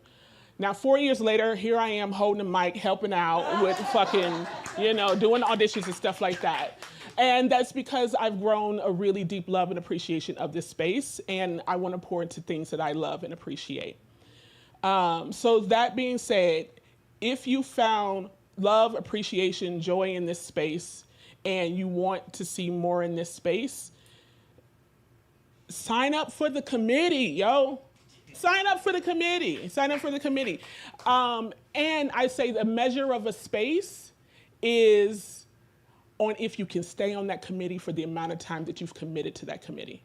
That's the measure of the space. Because I don't know how you stand back and say, well, we are committed to diverse communities in this way, that, and the third. When I try to go, I can't stay. I can't continue to show up. I can't continue to engage. I've been able to continue to show up. I've been able to continue to engage, and that is not without push. That is not without frustrations. That is not without arguments. All of those things still happen, but I'm still able to be present in this space and feel good about me being authentically myself. So please sign up for the committee. Lend your voice. Lend your skills, your talents, your expertise. The last thing I'm gonna say is, how much is it an hour, Kristen? 86. Yeah. We laugh, and I know the hearts of many of the folks in here. This is still a capitalist society, and we need to make shows that make money. Brown Sugar, Sin Filtro, look, y'all killing it. Y'all are killing it. The sold out shows. I love it. It's just so beautiful. Your marketing is amazing. I love just going and scrolling on your page. Yes, Michelle. Yes, Michelle. And, continue to do that. So butts and seats, right, is 1. 2, improving your talent. We keep dropping these bits about ask for feedback. Yes, we need to have a class, a course, a session, a seminar about feedback. Also, if you're committed to your craft, ask for feedback. Ask for feedback from instructors that you've never learned from. Ask for feedback from people that you know will give you quality feedback, not just your friends. right? Ask for feedback. The instructor that scares you because they feel like they're really intimidating and they might be mean to you or anything like that, ask for feedback. I love you, Chris. I love you, Chris. I love you, Chris. No. So that wasn't stray. You got it straight for no reason. No reason. Wow. He's trying to hide there in the back. Yeah, no, but I'm so dead serious on this feedback piece. I'm gonna be really honest with you. We get in our little circles, we get in our groups, we like each other, we're having a good time, we rubbing elbows, we go up there and we have a good show, you know, because there happened to be a full house that night. We rub elbows and we're like, yay, we're great. We walk out that theater, and because it was a good show, we didn't ask for feedback. You ask for feedback even when it's a good show. You ask for feedback because it's not just about putting on one good show. It's about being great at what you do when you get on that stage. And growth is a continual process, so you have to continually invest in yourself. And I am done. Great. I think it might be time to wrap things up. Thank you, everyone. We're going to stick around if you want to chat with us.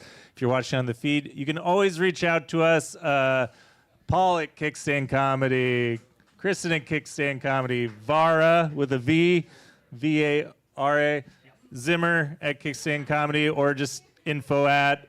You can always reach us. We can always direct you to the right resources. Thank you all for coming. You are the reason why we have Kickstand. You are the community. You are Kickstand. Good night.